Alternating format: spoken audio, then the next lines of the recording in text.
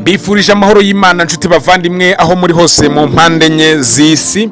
Reka mbifurize urukundo n'amahoro ndetse no kugwiza amafaranga. Reka ngushimire nshuti muvandimwe wowe wakoze subscribe kuri DAMOUR TV show, komeza kugenda rwose mutwereka yuko hari impamvu nyinshi zo gukomeza gukora. Nshuti muvandimwe ndakwinyize nawe utari wakora subscribe, kora subscribe kugira ngo ejo cyangwa ejo bundi tuzabe dufite umuryango mugari rwose. Reka rero mbabwire yuko mu byukuri hari ahantu abantu bakunze gutekereza hashorwa amafaranga, ariko abantu bakibaza bati ese abantu bungukira hehe? Abantu muri kino kinyejana cya 21 basigaye bashora amafaranga menshi mu bijyanye n'ubukwe. Ahangaha ngiye kubagezaho bumwe mu bukwe bwahenze ndetse bugaca n'agahigo muri kino kinyejana cya 21. Ubu bukwe bwa mbere buhenze muri Aziya ndetse no ku isi yose bwatwaye miliyoni zigera kuri 250 mu mayero. Mu Buhinde habereye ubukwe vuba hangaha, bivugwa yuko rwose bwaba ari ubwa mbere buhenze muri Aziya mu mateka ya vuba hangaha. Ubwo bukwe bwateguwe ku ngengo y'imari ya miliyoni 250 z'amayero. Nubwo umuhungu w'umukire wa mbere muri Aziya akaba n'umuhinde witwa Mukesh Ambani. Uyu muhungu rero wa Mukesh Ambani we yitwa Anat Ambani, akaba nawe ari rwiyemezamirimo, ari umushoramari ndetse akaba ari umwe mu bahungu bakiri batoya mu Buhinde babashije kugira depo ya zahabu ndetse na diyama. Ubu bukwe rero bukaba bwarateguwe mu rwego rwo guhesha icyubahiro uyu musaza Mukesh Ambani, kubera yuko numwe mu bakire ba mbere mu Buhinde ndetse akaba ari no ku rutonde rw'abakire 100 ku isi, akaba ari ku mwanya wa 36. Tutari twajya kure rero, uyu nguyu Mukesh Ambani akaba ubu bukwe bw'umuhungu we yarashoyemo amafaranga bagenekereje babishyize muri miliyoni 250, ariko mu byukuri ababikurikiraniye hafi mu byibuke yuko ubwo mperuka mu Buhinde nanjye ubu bukwe nari nabwitabiriye. Ubu bukwe bwabaye agatangaza cyane kuko nibwo nyuma wenda Rihanna yo kuririmba mu gikoma muri ariya marushanwa y'imikino yo muri Amerika mu minsi yashize, nibwo nari nongeye kubona Rihanna yongera kuririmba imbere y'abantu. Tekereza ubukwe Rihanna yararimo, Drake yararimo, Justin Bieber yararimo, bavandimwe ba Tupac, abantu benshi bari muri buno bukwe ndetse b'ibyamamare bagiye mu byukuri bihunza showbiz and entertainment, bihunza kamera mu bijyanye n'iki. Ariko mbibutse yuko buno bukwe Rihanna yaje kuririmbamo, yaririmbyemo indirimbo zigeze kuri 6, bari bamuhaye miliyoni 80 z'idolari. Brothers and sisters, ubu ni ubukwe bwashowemo amafaranga menshi cyane. Umuhungu rero, uyu muhungu wa Mukesh Ambani we yitwa Anat Ambani, akaba yarashakanye n'umukobwa witwa Radhika Manshanti. Uyu nawe nuwo mu baherwe bo muri iki gihugu cy'Ubuhinde, bakaba ari abacuruza ari n'aba fashion designers, bacuruza cyane cyane style cyangwa se imyenda bakoresha mu bintu by'amafilime. Murabizi neza ko filime muri kino gihugu cy'Ubuhinde ndetse n'uyu nguyu Mukesh Ambani akaba ari umushoramari mu bijyanye n'amafilime kubera ndetse n'imiziki, kubera yuko ni umwe mu baherwe babashije gukira bakiri batoya, noneho byiyongeyeho n'abana yagiye abyara barimo nk'uyu nguyu uyu mwana w'umuhungu witwa Ambani n'undi Anat Ambani, nawe akaba ari umushoramari uhambaye cyane muri kino gihugu cy'Ubuhinde. Ubu bukwe bwabereye mu nzu ngari yakira inama n'ibirori byo mu Buhinde yitwa Joy World Convention Center, yubatswe i Mumbai. Abatembereye i Mumbai cyangwa se ababashe kwigayo nk'abo ba Israel mbonye n'abandi, rwose iyi nzu nta muntu uturuka muri Afurika cyangwa mu bindi bihugu ngo agere mu Buhinde areke kujya gusura iyi nyubako. uretse ubwinshi bw'amafaranga yatanzwe mu gutegura ubu bukwe, reka mbabwire yuko hari impano n'imirimbo byose byagendanye n'ubwo bukwe bwa Anati Ambani, umuhungu wa Kesh Ambani. Mu by'ukuri iyi mirimbo nk'uko nabibabwiraga, ndetse n'imitako, ndetse n'ibindi bintu bijyanye n'imigenzo gakondo yo mu gihugu cy'Ubuhinde byari bitatse iyi sare ya Joy World Convention Center iri mu Mbaye nyine nk'uko nabibabwiye. Imitako yonyine yari iri muri miliyoni 100 z'amapawundi. Mutekereza aya mafaranga namwe, aya mafaranga ashorwa mu bukwe. Abantu bibaza ati ese abantu bungukira hehe iyo bashoye amafaranga angana gutya mu bukwe? Ababutashye nabo si abantu babonetse bose, kuko ari abantu 1000 gusa biganjemo ibyamamare bikomeye kurusha ibindi ku isi, haba muri politike, muri sinema no mu bindi, muri politike, muri sinema, mu miziki. Ibyamamare, abakire, ntabwo abantu batashye buno bukwe twarengaga 1000. Inzu bwabereyemo ifite ubushobozi bwo kwakira abantu 16,000, ariko hari harimo abantu 1000 bonyine. Ubwo bukwe bwabereye ahantu hagoswe na polisi, imihanda iganayo yose yari ifunzwe. Abantu bakomeye bagiyeyo ni Tony Blair, wahoze ari minisitiri w'intebe w'Ubwongereza, Priyanka Chopra ukina filime kandi ufite inkomoko mu Buhinde, Kim Kardashian na murumuna we Khloe Kardashian, bombi bakaba ibyamamare bikomeye muri televiziyo, kuri televiziyo mpuzamahanga.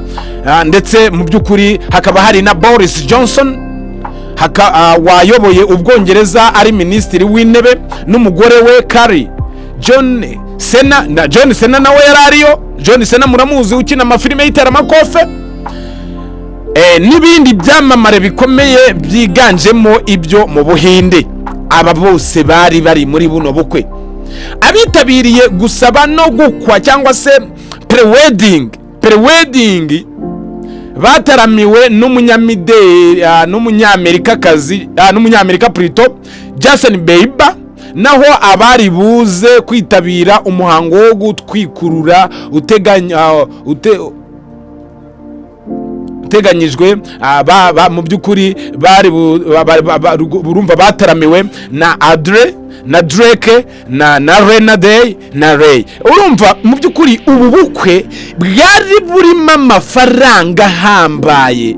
Ubu bukwe bwari burimo amafaranga, wumve ngo amafaranga. Kuko nka Justin Bieber wenyine yaririmbye indirimbo 3 zonyine. Ahangaha hari muri pre-wedding, uyu muhanzi Justin Bieber yaririmbye indirimbo 3 zonyine mu minota 15 yarakoreye miliyoni 7 z'amayero. Se w'umukwe yahaye umuhungu we inzu ifite agaciro ka miliyoni 65 z'amapawundi iherereye i Dubai. Ikaba inzu ifite ibyumba 10, naho abantu bakorera siporo yo koga n'ibindi bijyanye n'agaciro ifite muri rusange. Iyi nzu iherereye i Dubai, utekereze ya miliyoni 62 z'iyero, niyo Mukesh Ambani yahaye umuhungu we Ambani ku munsi w'ubukwe. Uyu mugabo w'imyaka 67 yahaye kandi umuhungu we ivatiri nziza cyane ifite agaciro k'ibihumbi 500 by'iyero, yitwa Battery Continental GTC Speed. Urumva iyi modokari brand new car, ndetse rwose ikaba uwo munsi yaranayitwayemo umugore we, ndetse n'imyenda n'imitako ifite agaciro ka miliyoni nyinshi z'amapawundi. nkuko mubireba amafoto y'iyo modokari murayireba ni igikoko samplake. Umugore we witwa Nita yahaye umukazana we impeta ya diyama n'umukufi bifite agaciro ka miliyoni 10 z'ipaundi. Oh wow. Rero tukivuga kuri ibi ngibi nkuko mubireba mu mafoto ba Tony Blair murababona n'umugore we ndetse n'ibyamamare ba Justin Bieber nono na Nambani wari washingiwe muramubona uburyo rwose ari umuhungu umeze neza cyane. Ibi ngibi rero bikaba bise bingarura ku bukwe butanu bwahize cyangwa se bwaciye agahigo bwarushije ubundi kuba bwiza muri kino kinyejana cya 24 na Pluto na rimwe. Iyo abana babaherwe bari mu bihe byo gushyingirwa bahagarara mu by'ukuri bahagarara ibimenyetso by'ubukire buhambaye nk'uko byabaye ku ya 12 Nyakanga 2024 mu bukwe bwa Nati Ambani na Radhika Merchant. Rero ubu ni ubukwe bwagarutsweho n'ibitangazamakuru hafi ya byose byo kwisi, byaba ibyandika byaba bikorera ku mateleviziyo n'amaradiyo. Nubwo biba ari ibirori by'urukundo benshi bizihiza mu buryo butandukanye, bamwe bishobora kubatwara agatubutse cyangwa se ingengo y'imari ihambaye. Ubukwe n'umuhango utwara ubushobozi buri hejuru kuri buri wese, haba kubigenda mu by'ukuri kubiribwa, ibinyobwa, ahantu ibyo bikorwa bikorewe ndetse n'imitako igendanye n'ubwo bukwe. Ariko abatunze agatubutse n'ibyamamare bo baba babifitiye irari ryo kugira ubukwe buhambaye ndetse buzanasigara mu mateka yabo. Tugiye kurebera hamwe bumwe mu bukwe bwa mbere bwatwaye amafaranga menshi kurusha ubundi ku isi. Ntago njya mu bukwe bwinshi cyane kuko umuntu yabuvuga bugacya bukira, niyo mpamvu ngiye gukubita mbangura. Yes, ubukwe rero bwa mbere ni ubungubu twari turi kumo nabanje kubabwira haruguru na mu ncamakeya, ni ubukwe bwa Nati Ambani na Radhika Merchant.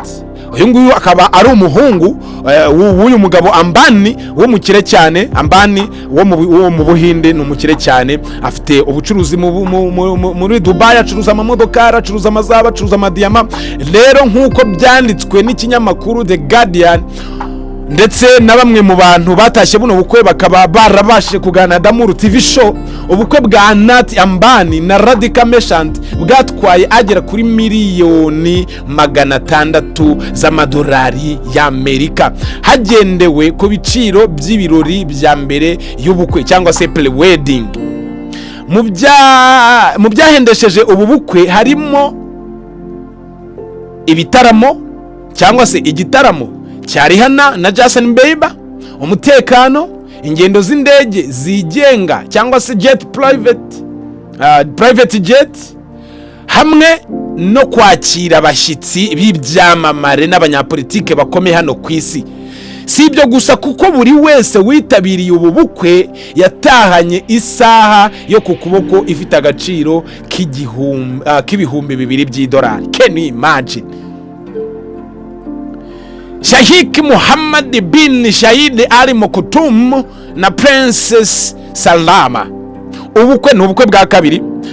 Ubukwe bwa Vice President wa Leta Zunze Ubumwe z'Abarabu Sheikh Mohammed na Princess Salama bwabaye iminsi igera muri 3 mu 1979, butwara arenga miliyoni 137 z'idolari ry'Amerika. Ingamiya 20 zari zambaye amabuye y'agaciro mu gihe cy'ubu bukwe, kandi bukaba ari bwo bukire mu gitabo cya Guinness World Record nk'ubwa mbere buhenze kurusha ubundi bwabayeho. Ubu ni ubukwe bwa kabiri bwatwaye amafaranga bwahenze cyane. Sheikh Mohammed bin Rashid Al Maktoum na Princess Salama. ubu ubukwe bwa mu 1979 abenshi muri mwe mwari mutaravuka niyo mpamvu muhise muvuga muti yes. Ubundi bukwe bwa gatatu rero nkubita mbangura Princess Diana na Prince Charles. Ubukwe bwa Princess Diana na Prince Charles bwabaye mu 1981 bwahise bujya mu mateka yo kuba ubwa mbere buhambaye bw'abami n'abamikazi mu kinyejana cya 20. Imyambaro ya Diana yari irimo imirimbo irenga ibihumbi 10 n'imidari 27 y'ubukwe. Ibyo byose hamwe n'imyiteguro yindi byatwaye agera kuri miliyoni 110 z'idolari ry'Amerika. Gusa muri icyo gihe ntibyari byemewe ko bishyirwa mu gitabo cya Guinness World Record. Ubukwe rero bwa gatatu bwa kane plutôt Vanisha Mittal na Amita Bataille. Ubukwe bwa Vanisha Mittal na Amita Bataille bwanditswe mu gitabo cya Guinness World Record, bukaba bwarabereye i Versailles mu Bufaransa mu gihe cy'iminsi 6 yose muri 2004. Arenga miliyoni 55 z'idolari ry'Amerika yagendeye kuri ubu bukwe. Gusa muri icyo gihe ntabwo byashidikanyweho kuko se wa Vanisha yari we muntu wa gatatu utunze agatubutse ku isi. Prince William na Kate Middleton. Ubukwe bwa Prince William na Kate Middleton bwabaye muri 2011 bubera i Westminster Abbey mu mujyi wa Londres. Bwari bumwe mu bukwe buhenze cyane kuko bwatwaye hafi miliyoni 34 z'idolari ry'Amerika.